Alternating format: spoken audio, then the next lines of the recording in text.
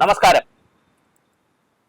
എല്ലാവരും ബേബി അണ്ണൻ എന്ന് വിളിക്കപ്പെടുന്ന S C Pillai, Shri S C Pillai, Shri S Chellappan Pillai Indian പ്രസിഡന്റിന്റെ സിനിമയ്ക്കുള്ള അവാർഡ് വാങ്ങി, നിർമ്മാതാവിന്റെ അവാർഡ് വാങ്ങി, ധാരാളം സിനിമകൾ നിർമ്മിച്ചു.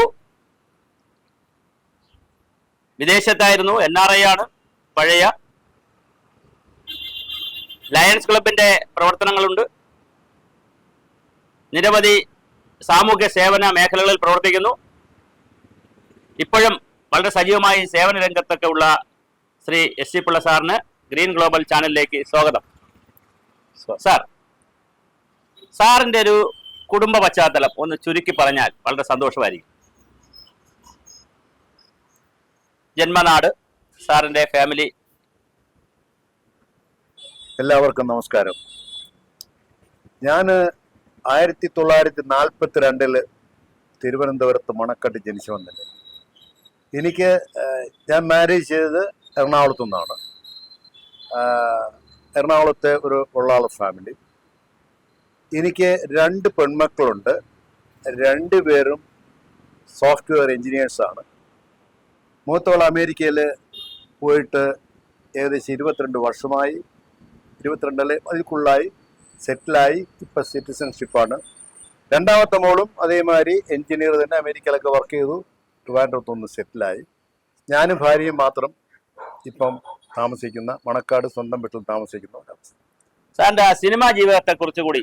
1988 ഞാൻ സിനിമ ജീവിതം ആരംഭിക്കുകയും ആദ്യമായിട്ട് ഞാൻ ചെയ്ത സിനിമ KP കുമാരൻ സംവിധാനം ചെയ്ത് മാധവിക്കുട്ടിയുടെ കഥയായ രുക്മിണിക്കൊരു പാവക്കുട്ടി, that is a doll for a child prostitute എന്ന ബുക്കിന് ഞാൻ എൻ്റെ റൈറ്റ് മേടിച്ചിട്ട് അതിനെ സിനിമയാക്കിയവനാണ് ഞാൻ. അത് നാഷണൽ അവാർഡ് കിട്ടി. അന്ന് ഡോക്ടർ വെങ്കട്ടരാമൻ പ്രസിഡന്റ് ആയിരുന്ന സമയത്ത് 89 എനിക്കും KP കുമാരനും എൻ്റെ ഒരു പാർട്ട്ണറായിരുന്ന ജിജി അബ്രഹാം, ഞങ്ങൾക്ക് 3 പേർക്കും നാഷണൽ അവാർഡ് കിട്ടിയത്. അത് മാധവക്കുട്ടിയുടെ കഥയായിരുന്നു ശരിക്കും, അതോ അവരെഴുതിയ നോവൽ? മാധവക്കുട്ടി സ്വന്തമായിട്ട് എഴുതിയ നോവൽ, അവർക്ക് ഏറ്റവും അട്രാക്ട് ചെയ്ത നോവൽ. അതിൻ്റെ ഒരു ചെറിയ പശ്ചാത്തലം തന്നെ പറയുകയാണെങ്കിൽ 1 മിനിറ്റിൽ പറയാം. മാധവക്കുട്ടിയും ഭർത്താവ് ദാസേട്ടനുമായിട്ട് കൽക്കട്ടയിൽ ഈവനിങ്ങിന് ഷോപ്പിങ്ങിന് പോയ സമയത്ത് അവരെ വണ്ടിയിലിരുത്തിക്കൊണ്ട് അദ്ദേഹം ഇവിടെ പോയിട്ട് വന്ന സമയത്ത് മാധവക്കുട്ടി അന്ന് ചെറുപ്പമായിരുന്നു, കാറിൽ ഇരിക്കുകയായിരുന്നു. ആ സൈഡിലെ കെട്ടിടത്തിൽ 2-3 കുട്ടികൾ ഊഞ്ഞാലോ ഈ കാലിട്ട് കളിക്കുന്ന ഒരു പേര് പറഞ്ഞു കളിച്ചുകൊണ്ട് നിൽക്കുന്നു. പെട്ടെന്ന് മുകളിൽ നിന്നും ഒരു വയസ്സായ സ്ത്രീ വരുന്നു. ഒരു കുട്ടിയെ മുകളിൽ വിളിച്ചുകൊണ്ട് പോകുന്നു. ഒരു 10-15 മിനിറ്റ് കഴിഞ്ഞ് ആ കുട്ടി വളരെ ക്ഷീണിതമായിട്ട് തിരിച്ചു വരുന്നു. ഇത് കണ്ട മാധവക്കുട്ടി ഭർത്താവിനോട് ചോദിക്കുന്നു, ഇതെന്തുകൊണ്ട് ആ കുട്ടി വളരെ സന്തോഷത്തോട് പോയ കുട്ടി വാടി വലിഞ്ഞു വരുന്നുണ്ടോ? അത് ഇന്നതാണ്. അങ്ങനെയാണ് ചൈൽഡ് പ്രോസ്റ്റിറ്റ്യൂഷൻ ബേസ് ചെയ്തുള്ള കഥയാണ് മാധവക്കുട്ടിയുടെ രുക്മിണിക്ക് ഒരു പാവക്കുട്ടി. അവർ ഇംഗ്ലീഷ് എഴുതിയതാണ് child for a doll for a child prostitution. ഇപ്പോഴും ശരിക്കും പറഞ്ഞാൽ ഈ പോപ്സ കേസ് ധാരാളം വരുന്ന ഒരു കാലഘട്ടത്തിൽ ഇതിന് വലിയ പ്രസക്തി ഉണ്ടെന്നാണ് ഞാൻ മനസ്സിലാക്കുന്നത്. അന്ന് അവർ കഥ എഴുതിയത് എനിക്ക് തോന്നുന്നു ചിലപ്പോൾ 70s അല്ലെങ്കിൽ 80s. ഞാൻ അവരെ അപ്രോച്ച് ചെയ്യുന്നത് 88 അവരിവിടെ നമ്മുടെ കുറവങ്കോണത്ത് താമസിക്കുന്ന സമയത്ത് ഞാനും KP കുമാരനും കൂടെ പോയി 10,000 രൂപ, അന്നത്തെ വില 10,000 രൂപ കൊടുത്ത് എൻ്റെ റൈറ്റ് മേടിച്ചിട്ടാണ് പഠിച്ചത്. ഇനി ഒരു കാര്യം കൂടി, മറ്റ് ചിത്രങ്ങൾ ദിലീപിനെ വെച്ച് സാർ ഒരു സിനിമ ചെയ്തിരുന്നല്ലോ. ദിലീപിനെ വെച്ച് ഞാൻ 2008 മുതൽ 8 ഷൂട്ട് തുടങ്ങി 9 റിലീസ് ചെയ്ത പാസഞ്ചർ. അതിൽ എൻ്റെ ഹീറോ ദിലീപും അമൃത മോഹൻദാസ്, ശ്രീനിവാസ്.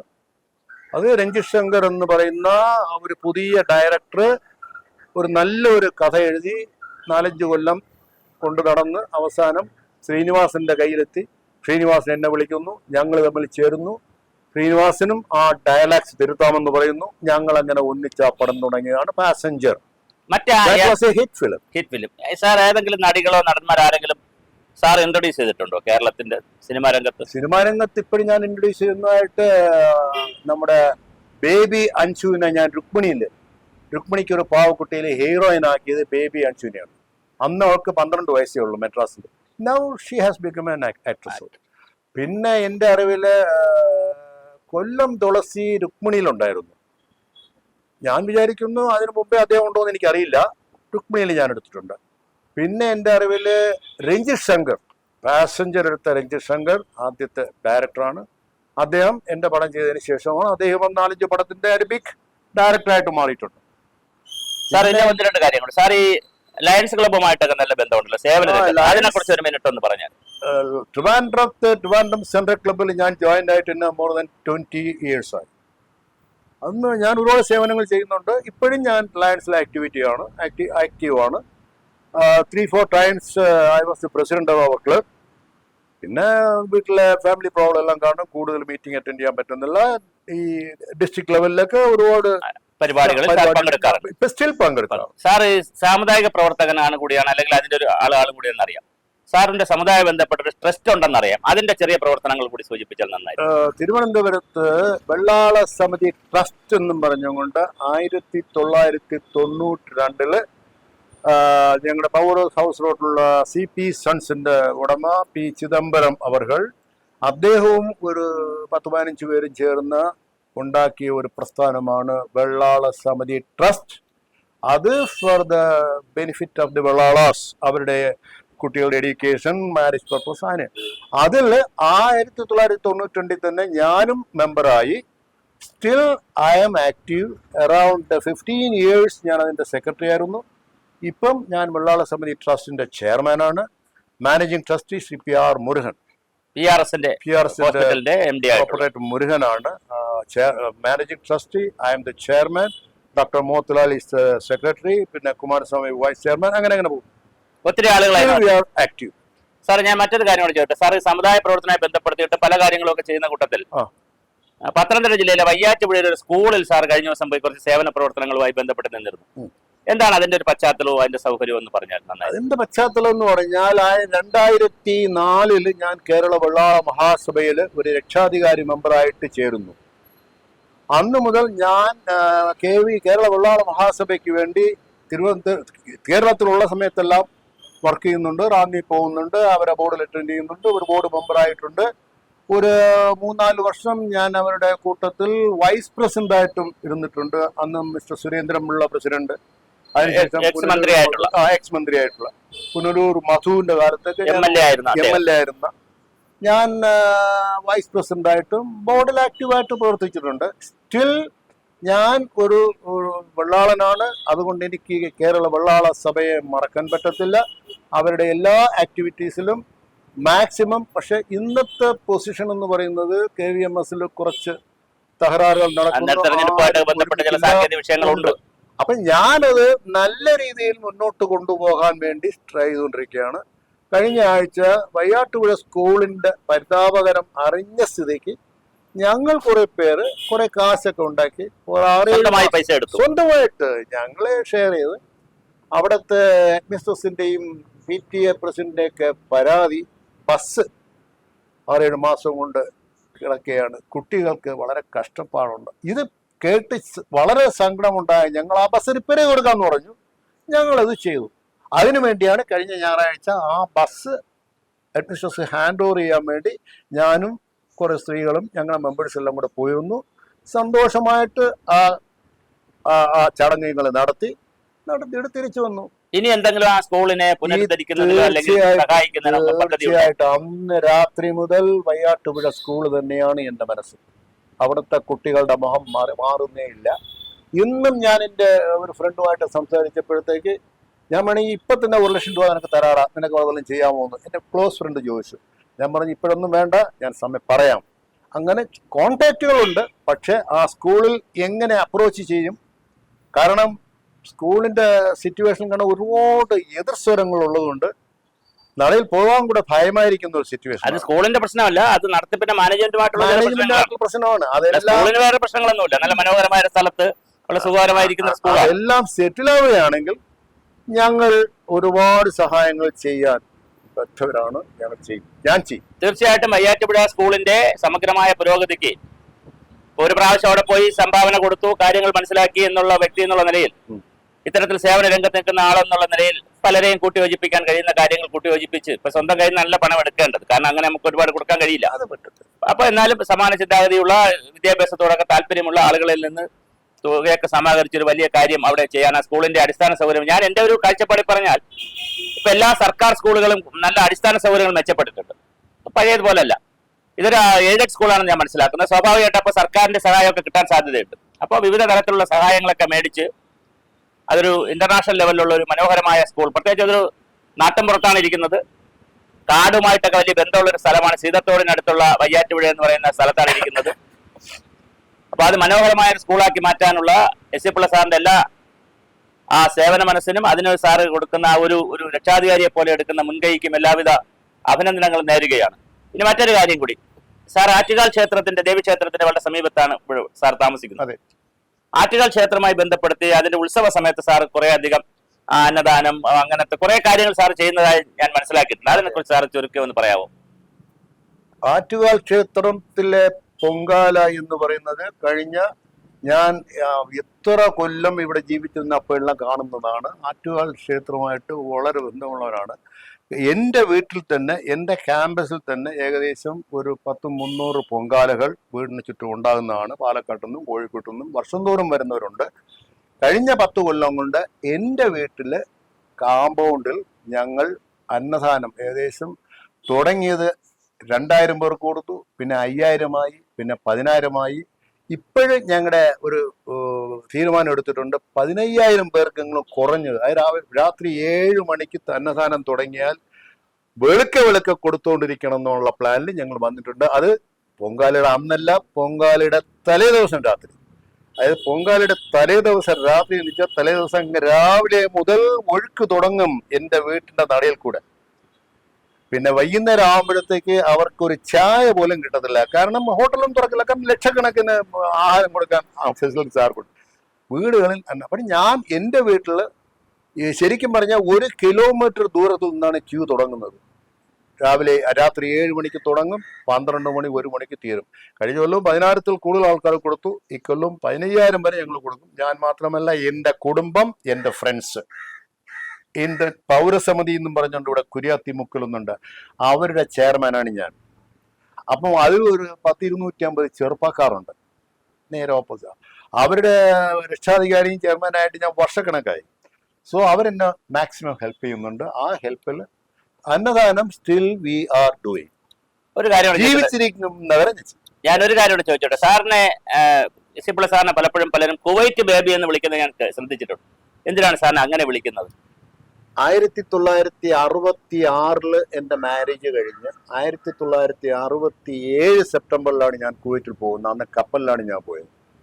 അങ്ങനെ ഞാൻ പോയൊരു കൺസ്ട്രക്ഷൻ കമ്പനിയിൽ അക്കൗണ്ട്സ് ക്ലർക്കായിട്ട് കയറി 35 വർഷം വരെ ആ കമ്പനി തന്നെ ജോലി ചെയ്തിട്ടാണ് ഞാൻ തിരിച്ചു വരുന്നത്. കുവൈറ്റ് ആയിരുന്നു സാറിന്റെ ഒരു കുവൈറ്റ് ആയിരുന്നു. പക്ഷെ കുവൈറ്റിൽ നിന്ന് എന്നെ പല അറബി നാടുകളിലും ഒരു 5-6 കൊല്ലം ആഫ്രിക്കയിലും ഒക്കെ എന്നെ അയച്ചിട്ടുണ്ട്.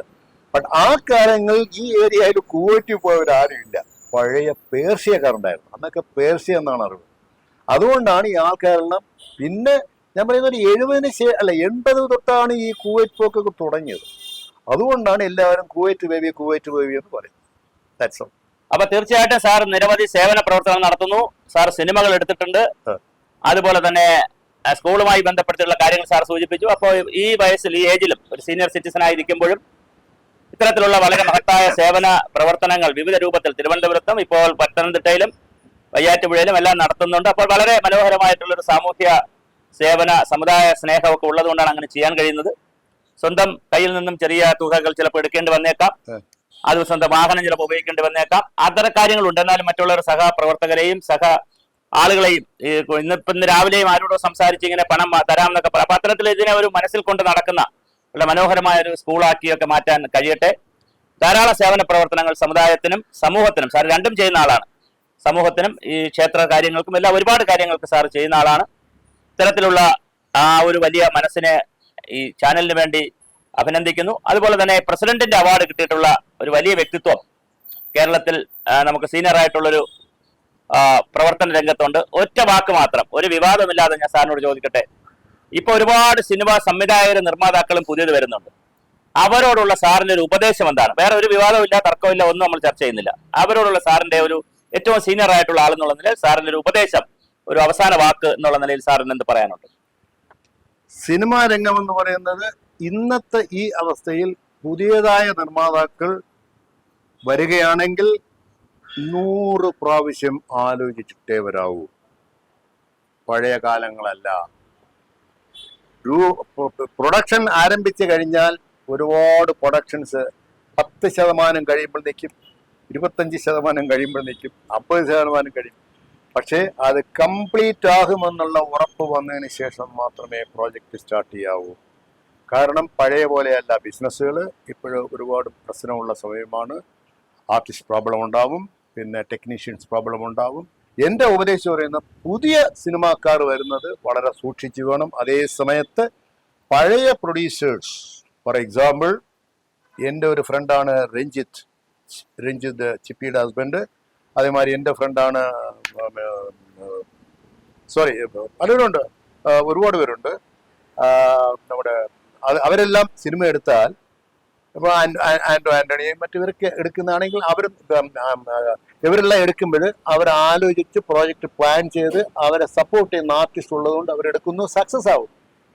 പുതിയ ആളുകൾ പോകുമ്പോൾ വളരെ സൂക്ഷിക്കണം. അപ്പൊ എന്നാലും പുതിയ ആളുകൾ പോകുമ്പോൾ നന്നായി ഹോംവർക്ക് ചെയ്ത് പോകണം. ഹോംവർക്ക്, അതായത് 100 പ്രാവശ്യം ആലോചിച്ച് ഹോംവർക്ക് ചെയ്ത് ഒരു പ്രോജക്റ്റ് നന്നായി ഡിസൈൻ ചെയ്ത് പൂർത്തീകരിക്കാനുള്ള എല്ലാ സംവിധാനത്തോടു കൂടി ഈ സംവിധാനത്തിന്റെ ഏറ്റവും വലിയ ആളാണ് നമ്മുടെ സുരേഷ് കുമാർ, പേര് പറഞ്ഞു.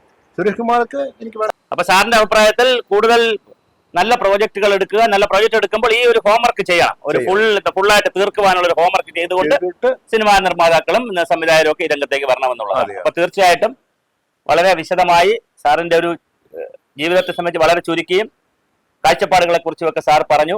അതുകൊണ്ട് തന്നെ സാറ് ഒരു കാര്യം കൂടി ഞാൻ ചോദിച്ചോട്ടെ. സാർ ഇപ്പൊ നേരത്തെ ഈ യാദൃശ്യമായിട്ട് PRS മുരുകൻ എന്നൊരു പേര് പറഞ്ഞായിരുന്നു, പിന്നെ നമ്മുടെ ഹോസ്പിറ്റലിന്റെയും PRS ഹോസ്പിറ്റലിന്റെ MD യെ കുറിച്ച്. അപ്പൊ സാറിന്റെ ഈ രംഗത്ത് സുഹൃത്ത് വലയമായ അല്ലെങ്കിൽ സാറിന്റെ സഹ ആളുകളായി നിൽക്കുന്നവരുടെ ആളുകളുടെ ഒരു ആരൊക്കെയാണ് സാർ ഒരു ടീമായി നിൽക്കുന്നതെന്ന് പറഞ്ഞാൽ നന്നായിരുന്നു. എനിക്ക് ഇന്നിപ്പം എനിക്ക് തിരുവനന്തപുരത്ത് ഏറ്റവും വേണ്ടപ്പെട്ട ആൾക്കാരാണ്. പണ്ട് എനിക്ക് CP സൺസ് ചിദംബരം മുതലാളി എൻ്റെ ഒരു ബെസ്റ്റ് ഫ്രണ്ടായിരുന്നു. അദ്ദേഹം മരിച്ചുപോയി. അദ്ദേഹത്തിൻ്റെ ബ്രദർ സുബ്രഹ്മണി മേഖല ട്രേഡേഴ്സിൻ്റെ അദ്ദേഹവും മരിച്ചുപോയി. PRS മുരുകൻ സാറ് എൻ്റെ ഒരു റിലേഷനാണ്, എൻ്റെ വൈഫിൻ്റെ ബന്ധുവാണ് അദ്ദേഹത്തിൻ്റെ വൈഫ്. വളരെ നല്ലൊരു മനുഷ്യൻ, ഞങ്ങൾക്ക് വേണ്ട ഹെൽപ്പൊക്കെ ചെയ്യുന്ന ആളാണ്. മറ്റുള്ള ആളുകൾ അതേമാതിരി എനിക്ക് ഡോക്ടർ തിരു എന്ന് പറഞ്ഞ എൻ്റെ ഒരു ക്ലോസ് ഫ്രണ്ട് ഉണ്ട്. അവർ ലണ്ടനിലായിരുന്നു, 10-30 വർഷം കഴിഞ്ഞ് ഇവിടെ പാപ്പനംകോട്ടിൽ ക്ലിനിക്ക് ഇട്ടിട്ടുണ്ട്. ഈസ് നല്ലൊരു ഡോക്ടർ, സ്വന്തം ക്ലിനിക്ക്. പിന്നെ ഡോക്ടർ SR പിള്ള ലണ്ടനിലായിരുന്നു, അതും അദ്ദേഹം ഒരു ക്ലിനിക്കലിനായിട്ട് അദ്ദേഹവും വളരെ. അങ്ങനെ കുറെ ഫ്രണ്ട്സുകളെ എനിക്ക് ഉണ്ട്. അവരെല്ലാം ഞങ്ങൾ എല്ലാവരും ഉണ്ട്. പക്ഷെ എല്ലാവരുമായിട്ട് എനിക്ക് ആരുമായിട്ട് വിരോധവുമില്ല. ആരും എൻ്റെ ആവശ്യത്തിന് ഹെൽപ്പ് ചെയ്യും. പക്ഷെ ഹെൽപ്പ് ചെയ്യുന്നവർ ഭയപ്പെടുന്ന ഒരു അവസ്ഥയാണ് ഇപ്പൊ വന്നിരിക്കുന്നത്. ഒരു കാര്യം കൂടി അത് സാറ് സാന്ദർഭ്യമായി പറഞ്ഞതാണ്. ഈ സാമുദായ രംഗത്ത് സാർ പ്രവർത്തിക്കുന്നത്, അവിടെ ആരാണ് സാർ ഒരു ടീമായിട്ട് നിന്ന് പ്രവർത്തിക്കുന്നവർ? സാമുദായികം എന്ന് വെച്ചാൽ ഞാൻ കേരള വെള്ളാള മഹാസഭ, ഞാനിപ്പോഴ് അതിന്റെ ഒരു ഡയറക്ടർ ബോർഡ് മെമ്പറാണ്. അതിപ്പോൾ ഞങ്ങളുടെ പ്രസിഡന്റ്, ആക്ടിംഗ് പ്രസിഡന്റാണ് മുഖേഷ് എറണാകുളം.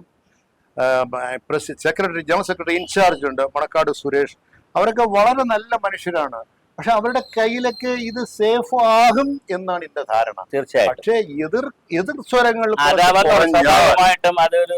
ഞങ്ങൾക്ക് ഞാനും കൂടെ ഇൻക്ലൂഡ് ചെയ്യുകയാണെങ്കിൽ നല്ല രീതിയിൽ കൊണ്ടുപോകാൻ തീർച്ചയായിട്ടും. സാറിന്റെ ഒരു സഹപ്രവർത്തകരെ കുറിച്ചൊക്കെയാണ് സാർ സൂചിപ്പിച്ചത്. മറ്റു വിഷയം സമുദായവുമായി ബന്ധപ്പെട്ട മറ്റെന്തെങ്കിലും വിഷയമുണ്ടെങ്കിൽ അത് നമുക്ക് വേറൊരു രീതിയിൽ ചർച്ച ചെയ്യേണ്ടതാണ്. ഇവിടെ ഈ വേദിയിൽ നമുക്ക് ചർച്ച ചെയ്യേണ്ടതല്ല. തീർച്ചയായിട്ടും സാർ വളരെ സന്തോഷത്തോടു കൂടിയാണ് ഇത്തരത്തിലൊരു ഇന്റർവ്യൂ അനുവദിച്ചു തന്നത്, ഞങ്ങളുമായിട്ടൊരു സൗഹൃദ സംഭാഷണം. അപ്പോൾ ഞങ്ങളുടെ ടീമിന്റെ പേരിൽ പ്രത്യേകം സാറിനെ അഭിനന്ദിക്കുവാൻ ഈ അവസരം ഉപയോഗിക്കുന്നു. നന്ദി സാർ. അതെ, എനിക്കും പറയാനുള്ളത് എല്ലാവരും സന്തോഷമായിട്ട് ഒരുമിച്ച് ജീവിക്കുന്ന ഒരു കാലം, അതാണ് ഞാൻ സ്വപ്നം കാണുന്നത്. എല്ലാവർക്കും നന്ദി. എല്ലാവരെയും ഈശ്വരൻ സഹായിക്കട്ടെ. നന്ദി.